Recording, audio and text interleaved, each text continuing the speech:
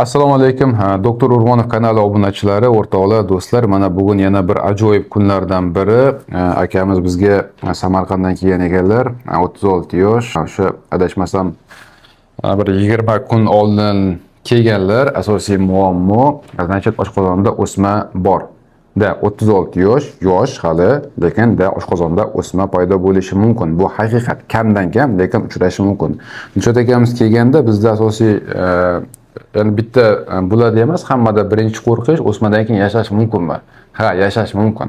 Misol uchun hozir hech qanaqa 18-asr emas, 18-asrda qo'pol qilib aytganda, birinchidan bu darajada mukammal o'smalar o'rganilmagan va почти xirurgiya, ya'ni jarrohlikdan boshqa hech qanaqa davolash usuli bo'lmagan. Ya'ni faqat operatsiya qilingan, kimyoterapiya kerak emas, immunoterapiya kerak emas. Bu savollar haqida даже o'ylanmagan, chunki bu narsa bo'lmagan. Dilshod aka bizga keldilar, o'shanda настроение yo'q, ayolingiz madamchi, ayolingiz opangizmi? Opanggiz menga telefon qildi, ba'ksi endi esimga tushdi. Opalari telefon qildi, o'sma aniqlandi, inson yashasa bo'ladimi? Xudoga shukr, hammasi yaxshi. Meni ham yuzim yorug', chunki bu yukni ko'tarib yurish, birov akasi, ukasi, otasi yoki misol uchun uka o'tiribdi, bu yukni yelkaga olib turib, naqadar shu insonni oilasiga qaytarib bersa, men ham juda ham xursand bo'laman, juda ham bir yengil bo'laman ruhan. Hozir Dilshod aka sizga beradigan asosiy savol, endi bilasizki, bizda ozgina mentalitetda bir narsa borki, doktorga ishonmaslik, qanaqadir oxirigacha, qanaqadir asorat bo'lmaguncha kasallik bilan yuraveradi. Ya'ni nimadir asorat bo'lgandan keyin majburlikdan doktorga boradi. Sizda ko'rdik, boshlang'ich bosqich, qanaqadir balki o'zingizni bir yaxshi ko'rganingiz uchunmi, nimadir bo'ldiki, siz vaqtlik birinchi bo'lib, ya'ni o'sha zahotiyoq doktorga bordingiz. Keling, hozir kimgadir balki dars bo'lar, kimgadir sabab bo'lar. Nima sabab bo'ldiki, siz doktorga borib o'zingiz tekshirtirish boshladingiz? Men aslida qattiq ovqat yegan paytlarimda oqshomlari har zamon bir bezovta qilar edi. Bu qachon boshlangan? Hozir bugun 6-fevral soat 17. Bir 2-3 oy oldin. Xo'p. Bir 2-3 oy oldin boshlangan edi. Shuni oshqozonim og'rib turar edi. Faqat qattiq ovqat yegan paytlarim, qolgan paytlarda hech qanaqa bezovta qilmasdi. O'shanda o'zimizda respublikasiga borib tekshirtirganimda onkologiyga birga bordiganda shubha bilan aytdi. Qachon? O'sha 2 oy oldin. Yo'q. Ha. Men birga kelishimdan 1 oy oldin. 5-yanvar kunlarida. 5-yanvarda, xo'p. 5-yanvar kunlarida shunday onkologiyga bir uchrashtirib aytdi, maslahat berdi. Men keyin to'g'ri sizda og'riq bo'lganligi sababli o'zingiz shunchaki borib, ya'ni nima bo'lyapti degan savolga, bu juda ham yaxshi xususiyat, lekin ming afsus, bu qanaqadir bizda bitta aybimiz borda, kasalligi bo'ynimizga olgimiz kelmaydi. Necha pul ekan shu gastroskopiya qilish? hech qanaqa pul. Tim bo'lib bepul. Men bir o'yladim, bepul, lekin shuni borib turib shunchaki oshqozonni tekshirish 1 yilda bir marta, qancha protokol asosida. Значит, agar avlodda onkologiya, saraton bo'lmasa, 45 yoshdan boshlab turib 1 yilda bir marta albatta gastroskopiya, ya'ni kamera orqali kirib turib oshqozonni tekshirtirish kerak. Bu standart bu. Bu yerda даже onkologiya, saraton chiqqanda ham boshlang'ich bosqichda agar aniqlanadigan bo'lsa, 100% tuzalib ketish ehtimoli juda yuqori. Xo'p, borib tekshirdingiz. Sizda oshqozonda muammo, problema bor deyishdi. Keyingi etap nima bo'ldi? Birinchi bo'lib kimga aytdingiz? Opamga aytdim. Xo'p. Opam internet orqali sizni ligingizni ko'rib, Esimda, opangizni telefoni esimda. Telefon qilib yig'ildik. Keyin bu kunisiga ertalab Toshkentga qarab keldik siz oldingizga. Adashmasam sizda oilangizda kimdir onkologiya bo'lgan edi, to'g'rimi? Men esimda shu gap, chunki kimnidir biz yo'qotdik dedi, ukamni yo'qotish xohlamayman dedi, lekin kimligi to'g'risi meni esimda yo'q. Kim edi bu? Onam. Ha, onangizni. Tushundim. Nima diagnoz edi? Esingizda bo'lsa? O'simta, saraton. Значит, sizlarda qanaqadir avlodda bor, значит, sizdan boshqa aka-ukalaringiz agar 35 yoshdan yuqori bo'ladigan bo'lsa, bir marta albatta tekshirishdan o'tish kerak.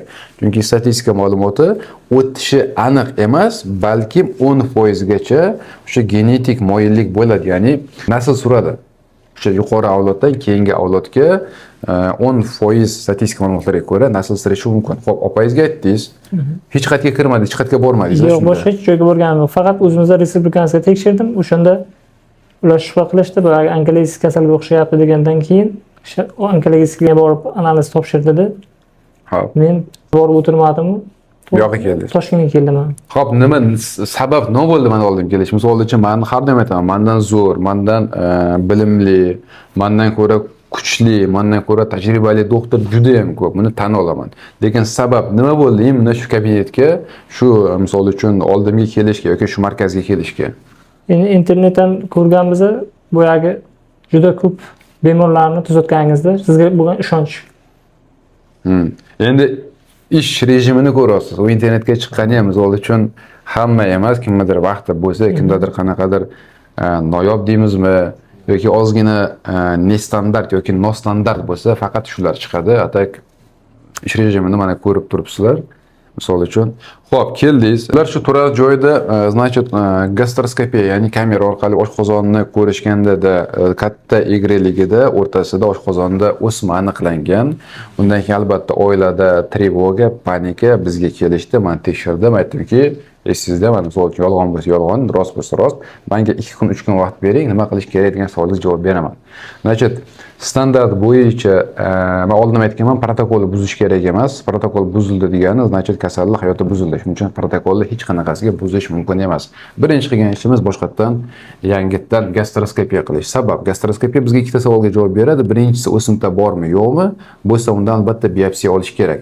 Bu bir. Ikkinchisi, eng asosiy savollardan biri, bu xirurg uchun va bemor uchun eng qizig'i, ya'ni shu operatsiya qilgan vaqtda oshqozonni qaysidir qismini saqlab qolish imkoni bormi? Chunki bu hayot sifatiga juda ham katta ta'sir qiladi.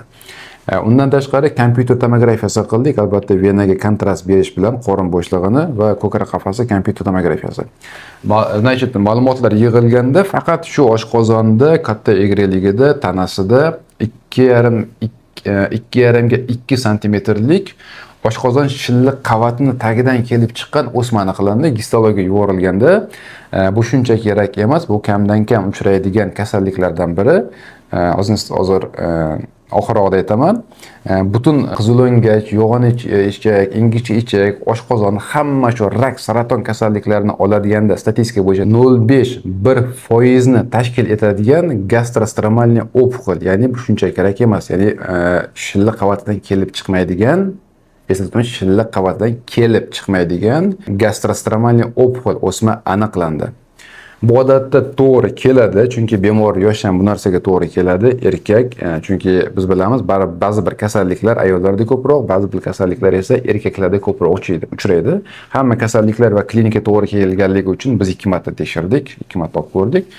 Bunda biz chuqur tekshirganimizda bu Dilshod akamizda gastrostromal opухоль tasdiqlandi. Bunaqa holatlarda kimdir aytishadiki, shunchaki atipik rezeksiya, ya'ni oshqozonni to'liq olib tashlash kerak emas deyshadi. Kimdir aytishadiki, to'liq olib tashlash kerak, kimdir aytishadiki, misol uchun protokollarda oshqozonni yarmini olib tashlasa bo'ladi degan rekomendatsiya, ya'ni takliflar bor. Baxtiyor aka, sizga savol bermoqchiman. Baribir o'sha birinchi kundan beri men sizni ko'raman, o'sha Dilshod aka bilan birinchi kirib keldingiz, mana bugun nasib javob beryapman sizlarga. Hammasi yaxshi, hammasi ko'ngildagidek. Hozir operatsiya haqida gaplashamiz, nimalar bo'ldi hammasini gaplashamiz, lekin sizga savol. Men to'g'risi siz o'rningizda bo'lish xohlamayman.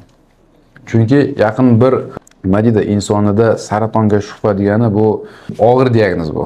Chunki bu juda maranli og'ir diagnoz. Qo'pol aytganda dardini kimga aytishni bilmay qolasan. Sizni nima o'tdi ichingizdan? Misol uchun baribir balki Dilshod akani o'zlari aytgandir, balki kimdandir eshitgandir. Siz shu temani, ya'ni Dilshod aka onkologiya kasalxonasiga, markaziga borish kerakligi haqida eshitdingiz. Kimdan va ichingizdan birinchi xayolingizga nima keldi? Bizlar Endi agar borini aytib bersangiz zo'r yoki qandaydir nimadir aytmasangiz biz xafa bo'lmaymiz, lekin ichidagi harakat qilib borini aytib bersa biz xursand bo'lamiz. shu jiyanim opasi aytdi, shunday ishiga tekshirdik, shunaqa kasallik chiqdi dedi. So'ng bizlar siz bilan gaplashgan telefonda. Da. Telefon gaplashgandan keyin uyga olib kelish qaror qildik-da. Shundan beri mana Xudoga shukr, shifo topdi sizdan. Yaxshi, mana sog'ayib chiqdi bugun. Javob beryapsiz. Endi bilasizmi, chunki oldin ham aytganman, agar bitta insonda saraton aniqlanishi shart emas. Saratonga shubha bo'lsa, bu bitta oilani emas, butun qarindoshlarni, yaqin qarindoshlarni tinchligi buziladi-da. Shunday bo'ldi. Na uyqu, na ovqat, na bolasiga qaraydi, na xotiniga, na eriga qaraydi, qo'pol qilib aytganda hayot, ya'ni aytishadi-ku do'yi posle deb. O'shaning uchun bu og'ir kasallik, lekin bu kasallikni oldini olish eng yaxshi yo'li bu shunchaki bir yilda bir marta vaqti kelganda albatta tekshirishdan o'tish kerak. Ko'pincha bizda onkologiya davolanmaydi deydi, lekin davolashning imkoni yo'q deyishadi, lekin asosiy bunga sabab bizda statistikaga ko'ra asosan 3-4-bosqich 85-90%, 85% plus minus. O'shaning uchun bu sal og'ir tema. Hop, bular kelishdi, biz tekshirdik, o'sma qo'yildi, значит Dilshod akani tayyorlagandan keyin 29-yanvar kuni, ya'ni 8 kun oldin professor Asqar Anvarovich bilan birgalikda laparoskopik kam invaziv shu zamonaviy usulda laparoskopik distal subtotal oshqozon rezeksiyasi qilindi. Ya'ni o'z sxemasini ko'rishingiz mumkin. Oshqozonning past qismi to'liq olib tashlanib, ya'ni ovqat hazm qilish yo'li boshqatdan tiklandi. 7 kun 8 kun o'tdi. Dilshod akani ahvoli yaxshi, yeyishni boshladi, to'g'ri. Bugun shashligi mumkin emas, lekin siz o'sha shashligi bemalol bir 7 kun 10 kundan keyin yesangiz bo'ladi. Hech qanaqa muammo bizda qolmadi. Prinsip iplari 1-2 kundan keyin olib tashlasa bo'ladi. Hozirda biz yana bir bora o'sha olingan, oshqozonga qo'shilib olib tashlangan o'smani gistologik xulosasini kutyapmiz. Agar gistologik xulosada misol uchun yana shu giz tasdiqlanadigan gastrostromal o'smasi tasdiqlanadigan bo'lsa, kerak bo'lsa shunchaki bir dona tabletka ichib siz bir necha vaqt ichib yurasiz va bu kasallikdan qutulib bo'ldingiz. Bu asosan sizlar o'zi aytib o'taman, ko'pincha operatsiyadan keyin nima uchun kimyoterapiya kerak, operatsiyadan keyin nima uchun misol uchun immunoterapiya kerak. Buni o'tkazishga asosiy maqsad bu oldini olish, profilaktika. Ya'ni keyinchalik shu organizmda boshqatdan paydo bo'lmasligi uchun bu tekshirishlarni qilamiz. Dilshod aka mana to'g'risi bugun operatsiyadan kutib charchadi. Charchadi. Tayyor. Men o'zi to'g'risi 9 da kirgan bo'lsa, mana 5 bo'lsa, necha soat bo'libdi? 9 soat emas, 8 soatga yaqinlashib qolibdi. Mana kech qolib ketdim. Dilshod aka, shu dargohdan siz rozimisiz? Shuncha mana odamlar yuribdi. Odamlar emas, endi doktorlar, shu butun klinika sizga shuncha paytdan beri qaraydi, tekshirdik, misol uchun. Shu qanaqadir fikringiz bo'lsa, yaxshi. Misol uchun nimadir o'zgartirish kerak bo'lsa, o'zgartirish kerak deb bemalol aytavering. Bu yerda hech qanaqa bekitilgan joyi yo'q. Bilasiz, YouTube ko'rgan bo'lsanglar, men harakat qilaman kam montaj qilishga, ya'ni kasallik ichidagi hamma gapi shu ekranda, ya'ni yozuvda qolsin. Kurashlarni hammasiga kattakon rahmat. Xudoga shukur, hammasi yengil o'tdi, yaxshi. O'zimni yaxshi his qilyapman. Hamshiralar, o'sha sharoitlar hammasi a'lo darajada. So'rashlar hammasi zo'r. Onlardan qarashlari ham.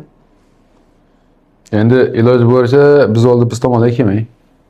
Hech qachon hech kimni bo'shatolmasa hech kim kelmaydi. Biz tomondan kelmang, biz tomonga faqat kelasiz, choy ichishga, mintaka Toshkentdaman desangiz.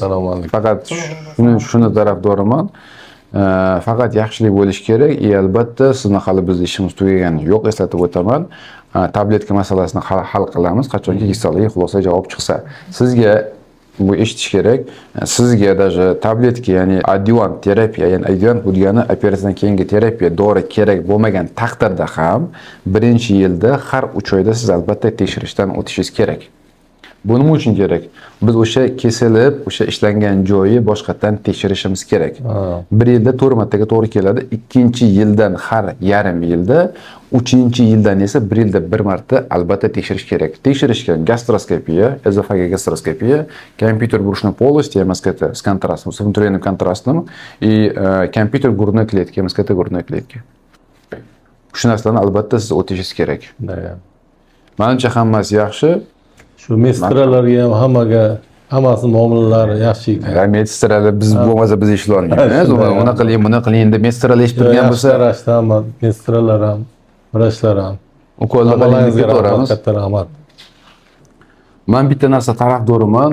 Bu yerda mendan kattalar ham bor, kichiklar ham bor. Inson baribir harakat qilaman men o'zim, o'zini ozgina yaxshi ko'rish kerak.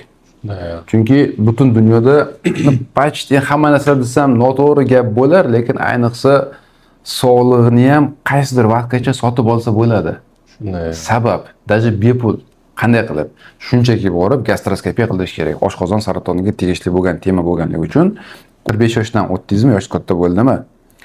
Bir yilda bir marta borib gastroskopiya qilish kerak. Ya'ni siz sog'lig'ingizni oldindan qo'pol qilayotganda sotib olasiz. Ya'ni sog'lomsiz. Lekin shu odamlar 300 ming, 400 ming, 500 mingdan qochishadi-da, shu narsani qilishmaydi. Shuning uchun maslahat ozgina o'zingizlarni yaxshi ko'ringlar.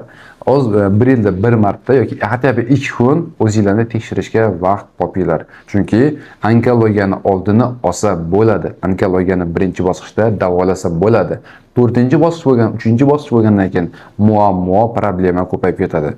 Shuning uchun agar sizlarda ham qanaqadir oshqozonga, saratonga shubha yoki qanaqadir muammolar yoki savollar bo'ladigan bo'lsa, kommentariy qoldirishingiz mumkin. Men harakat qilib javob beraman va kanalga obuna bo'lishni esdan chiqarmang. Yoki shunchaki marhamat qabulga kelishlar mumkin.